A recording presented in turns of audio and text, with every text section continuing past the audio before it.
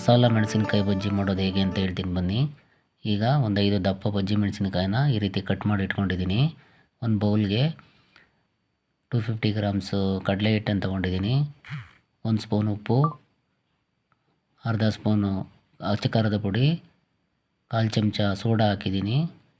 ಈಗ ಅದನ್ನು ಮೂರನ್ನು ಚೆನ್ನಾಗಿ ಮಿಕ್ಸ್ ಮಾಡಬೇಕು. ಮಿಕ್ಸ್ ಆದ ನಂತರ ಸ್ವಲ್ಪ ನೀರು ಹಾಕ್ಕೊಂಡು ಸ್ವಲ್ಪನೇ ನೀರು ಹಾಕ್ಕೊಂಡು ಗಂಟಿಲ್ದಾಗೆ ನೀಟಾಗಿ ಕಲಿಸ್ಬೇಕು. ಈ ರೀತಿ ಕಲಿಸ್ಬೇಕು. ಅದು ಹಿಟ್ಟು ಅದಕ್ಕಿರಬೇಕು. ಈ ರೀತಿ ಕ್ಲೀನಾಗಿ ಸ್ವಲ್ಪನೂ ಗಂಟಿಲ್ಲ, ನೀಟಾಗಿ ಕಲಿಸ್ಕೊಬೇಕು. ಈ ಹದವಾಗಿರಬೇಕು. ಈಗ ಗ್ಯಾಸ್ ಆನ್ ಮಾಡಿ ಒಂದು ಬಾಣಲಿ ಇಟ್ಕೊಳ್ಳೋಣ. ಬಾಣಲಿಗೆ ಬಜ್ಜಿ ಕರಿಯೋದಕ್ಕೆ ಎಣ್ಣೆ ಹಾಕೊಳ್ಳೋಣ.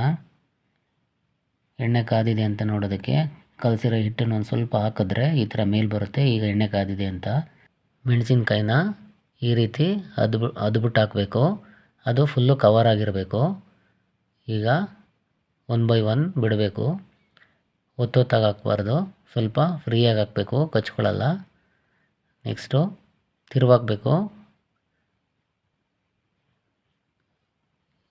ತಿರುವಾಗಿದ ನಂತರ ಈ ಅದಕ್ಕೆ ಬಂದಾಗ ಎತ್ತಬೇಕು. ಅವನ್ನು ಈ ಕಲರಿಗೆ ತಿರುಗಿದ ಮೇಲೆ ಎತ್ತಬೇಕು. ಈಗ ಬಜ್ಜಿ ರೆಡಿ.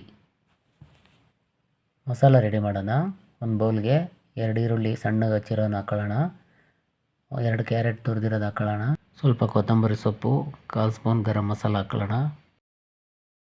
1/4 ಸ್ಪೂನ್ ಉಪ್ಪು, 1/4 ಸ್ಪೂನ್ ಅಚ್ಚ ಖಾರದ ಪುಡಿ.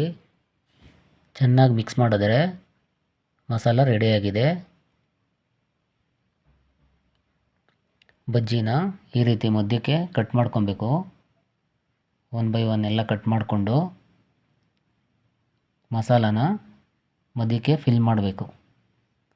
ಫಿಲ್ ಆದ ನಂತರ ಅರ್ಧ ಹುಳು ನಿಂಬೆಹಣ್ಣು ತಗೊಂಡು ಅದರ ಮೇಲೆ ಸ್ವಲ್ಪ ಹಾಕಬೇಕು.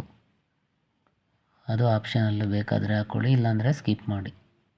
ಈಗ ಮಸಾಲ ಮೆಣಸಿನ್ಕಾಯಿ ಬಜ್ಜಿ ರೆಡಿ. ನೀವು ಟ್ರೈ ಮಾಡಿ. ನಿಮಗೆ ಈ ವಿಡಿಯೋ ಇಷ್ಟ ಆದರೆ ಲೈಕ್ ಮಾಡಿ, ಶೇರ್ ಮಾಡಿ, ಕಮೆಂಟ್ ಮಾಡಿ. ದಯವಿಟ್ಟು ನಮ್ಮ ಚಾನಲಿಗೆ ಸಬ್ಸ್ಕ್ರೈಬ್ ಮಾಡಿ. Thank you for watching.